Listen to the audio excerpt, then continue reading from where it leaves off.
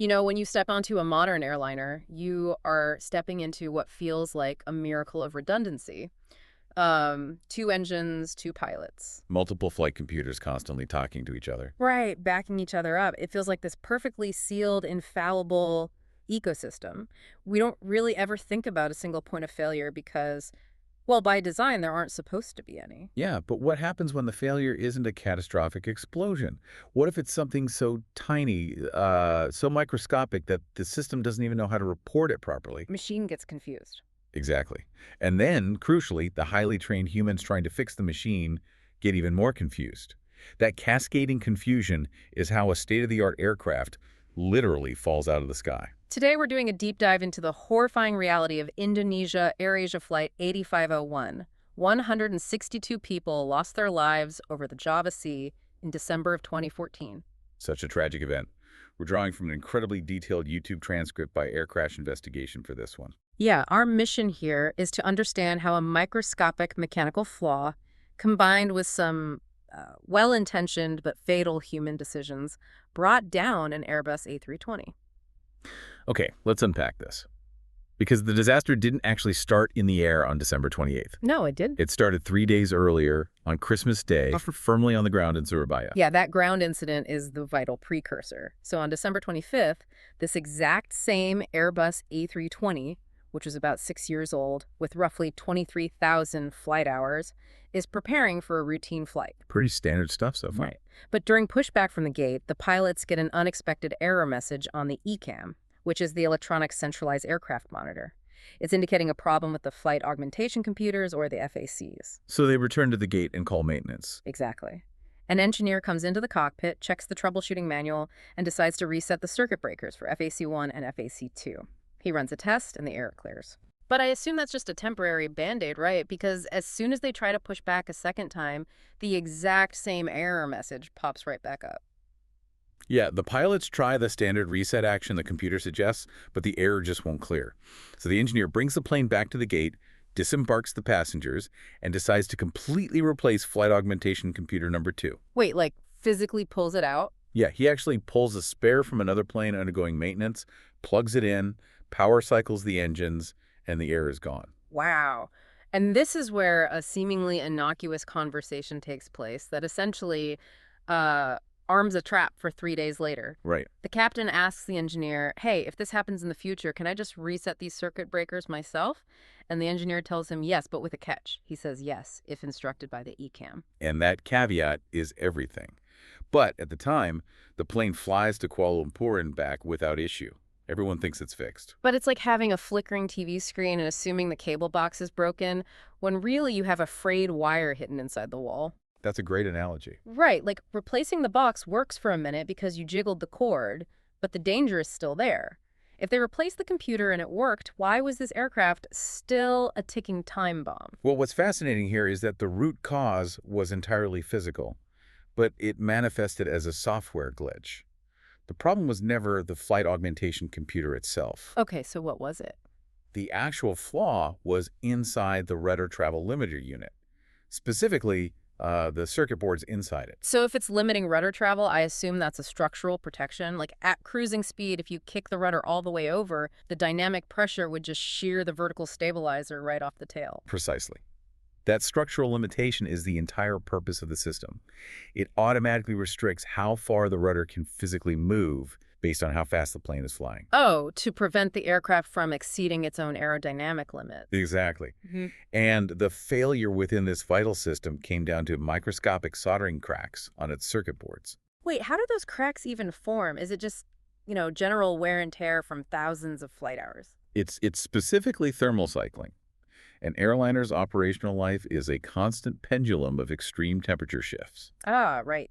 It sits on a burning hot tarmac in Indonesia, soaking up heat. And then it climbs to cruising altitude where the outside air is minus 60 degrees Celsius. The materials in the circuit board, like the substrate and the metallic solder joints, they expand and contract at different rates. So over 23,000 flight hours, those invisible temperature stresses basically cause the solder joints to fracture? Yep. which means the electrical connection would just randomly drop in and out, depending on the temperature or whether the system was powered up. So the underlying issue is actively camouflaged by the maintenance procedure itself. Exactly. Swapping the computer required powering the system down and back up, which temporarily closed that microscopic gap in the solder and reestablished the connection. Meaning the root cause went completely undiscovered. Completely undiscovered. And because it was undiscovered, the aircraft was cleared for flight. Which brings us directly to the fatal trajectory. December 28th, the exact same plane. And crucially, the exact same captain, Captain Arianto. Right. Irianto was 53 years old and a highly experienced aviator with over 20,000 flight hours. He actually started his career in the Indonesian Air Force flying F-5 and F-16 fighter jets. A serious pilot. Very much so. For this flight, he was the pilot monitoring. Sitting next to him was First Officer Remy Emmanuel Plel, the pilot flying, who had over 2,000 flight hours. So they depart Surabaya heading for Singapore with 156 passengers. Just 14 minutes in, they're at flight level 320 or 32,000 feet. And the weather system they are navigating is just a monster. We're talking cumulonimbus clouds towering up to 44,000 feet, minus 62 degrees Celsius temperatures. The anti-ice systems are on, seatbelts are fastened. They even deviate 15 miles to the left to a heading of 310 degrees just to avoid the worst of the storm. Navigating around supercell thunderstorms is incredibly demanding on a crew. And right in the middle of this high workload environment, barely 30 minutes into the flight, the master caution light triggers. And on the ECAM screen, Captain Arianto sees the exact same error message he saw 3 days ago on the tarmac. The rudder travel limiter unit failure. So following standard procedure, First Officer Plel executes the approved ECAM action. He pushes the flight augmentation computer buttons off and then back on. Just a simple push-button reset on the overhead panel, and it works. The warning clears. But then, shortly after, a second chime, master caution light again, same failure. They execute the push-button reset, it clears. Then it happens a third time. They reset it again. Wow. The degradation of that solder joint is accelerating. Rapidly, yeah. I have to put myself in that cockpit for a second.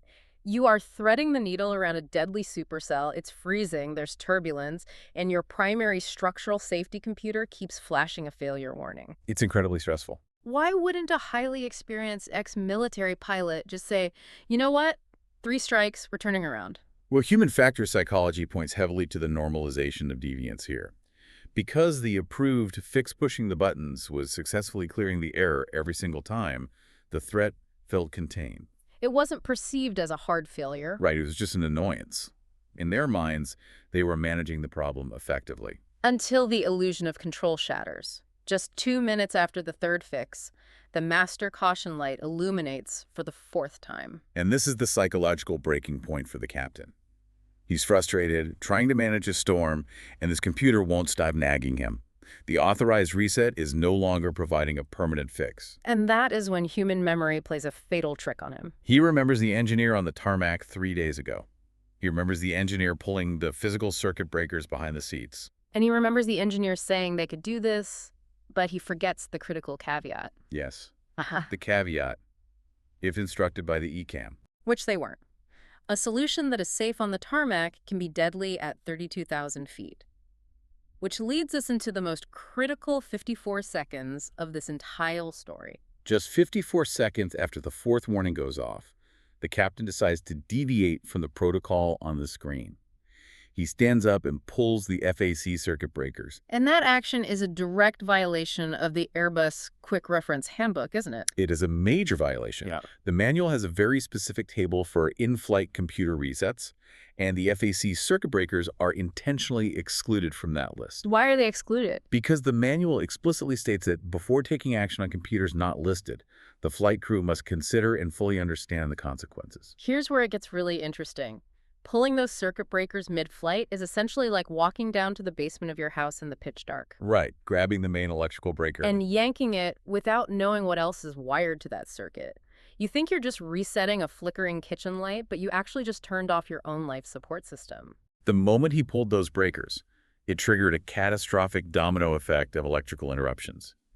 Instantly, the autopilot disengages. The auto thrust system disengages. Okay. And most critically, the aircraft's internal flight control logic downgrades from normal law to alternate law. Let's debate this fly-by-wire philosophy for a second. Airbus's normal law literally, physically prevents the pilot from stalling or overbanking the aircraft, right? Yes. Boeing traditionally doesn't do that.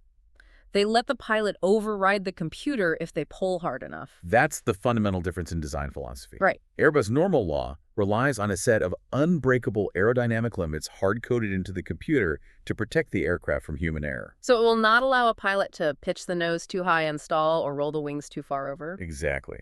But when the captain pulled those breakers, he essentially blinded that protective system. The computers dropped to alternate law, stripping away those hard limits. So whatever the pilot's inputted on the stick, the plane would now do, even if it meant destroying itself. Yep. And beyond just dropping the safety net, pulling the breaker actually caused a physical aerodynamic shift. Because the electrical interruption caused the rudder to violently deflect 2 degrees to the left. Wait, pulling a computer breaker in the cockpit physically moves a rudder on the tail. How does that mechanical translation happen? When the FAC breakers were pulled, the rudder travel limiter unit lost power abruptly. That sudden interruption of electrical power to the electromechanical actuators caused a transient signal spike. Like a momentary uncommanded movement. Yeah, the system essentially glitched as it lost power, mechanically driving the rudder 2 degrees left before failing over. 2 degrees sounds minimal, but at 32,000 feet, the aerodynamic forces are immense. That 2-degree deflection caused the aircraft to suddenly roll to the left at a massive 54-degree angle. And the roll rate was twice as fast as normal operation. So the aircraft is now in a severe bank, in a storm, flying manually with 0 safety limits. Which immediately triggers a devastating human communication breakdown. There's a terrifying 9-second delay where nobody reacts. Yeah. When the autopilot disconnected, it triggered a flood of new ECAM messages. So the pilots are staring at the screens, completely distracted by the alarms, and they don't even realize the plane is rolling out of control beneath them. 9 seconds of uncommanded rolling. When First Officer Pohl finally looks at his primary flight display and realizes what's happening, panic sets in. He grabs his side stick and pulls it backward and to the right to maximum deflection. This initial harsh input actually manages to reduce the bank to 9 degrees.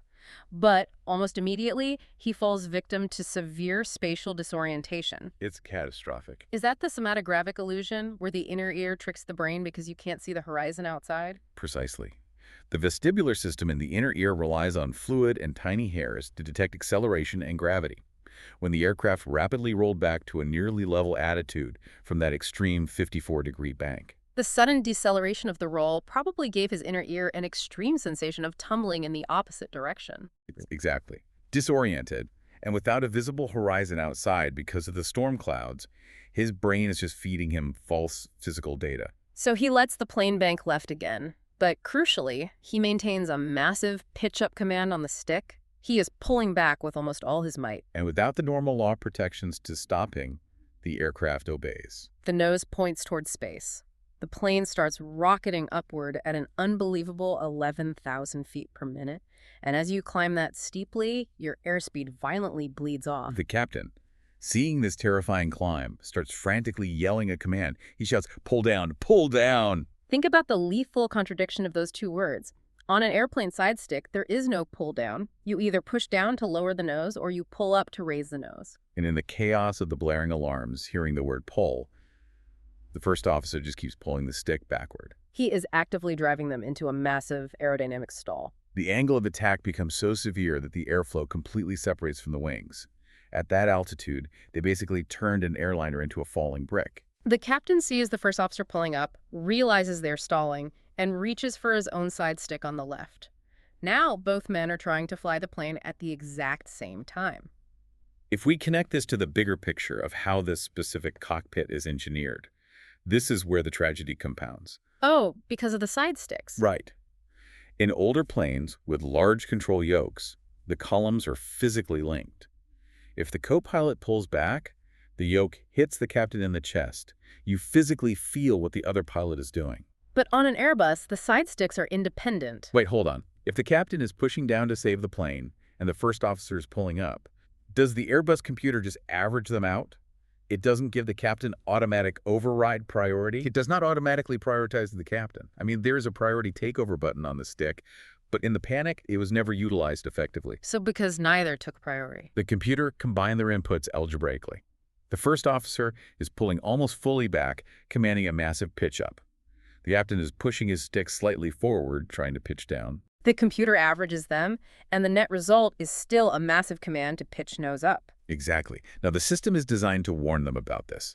2 green lights illuminate, and a loud synthetic voice yells, "Dual input! Dual input!" But because the plane was actively stalling, the piercing, continuous alarm of the stall warning completely drowned out the dual input warning. They had no idea their controls were fighting each other. The aircraft's angle of attack hits a staggering 48 degrees. To put that in perspective, that is completely off the charts. It's beyond the visual parameters of the flight director's envelope. They max out their climb at 38,000 feet, simultaneously banked into a 104-degree left roll. They are practically upside down. Lift is entirely catastrophically destroyed. The aircraft stops climbing, hangs in the air for a terrible second, and then begins plummeting toward the ocean at a rate of 20,000 feet per minute. The pilots are fighting it all the way down. The stall warning is screaming. And in these final moments, there's one last tragic misunderstanding. The captain looks at his instruments, sees an impossibly low airspeed, and assumes it has to be a computer glitch. Yeah, he switches the air data source to a backup system called CAT-P3, thinking the sensors are just feeding them bad numbers. Because he simply couldn't reconcile the numbers with reality. Right. The incredibly low speed he was looking at was the reality of a deep, unrecoverable stall. The severe weather meant they had no visual reference outside to ground them. And the first officer kept his stick pulled backward the entire way down, guaranteeing they could never drop the nose to regain airspeed and lift. At 20 minutes past 6 in the morning, Flight 8501 impacted the Java Sea. So what does this all mean for you listening? We're looking at a devastating chain of events here. It started with a microscopic soldering crack, invisible to the eye. It was compounded by a ground fix that temporarily masked the problem. It escalated when a highly experienced pilot, frustrated and outside his normal environment, manually overrode a system based on an incomplete memory. And it culminated in spatial disorientation and a fatal miscommunication between 2 pilots fighting the same machine. It is a chilling reminder of the fragility of complex systems. When we step outside established protocols, human intuition can fail us completely. It really can. And this raises an important question, perhaps the most unsettling part of the entire investigation. What's that? The official report noted that an angle of attack of 40 degrees, let alone 48 degrees, was completely beyond the competency of any airline pilot training. Really? Yeah, pilots are simply never trained for, nor do they ever experience in simulators a scenario that extreme. They were completely in uncharted territory. Wow. So I'll leave you with this.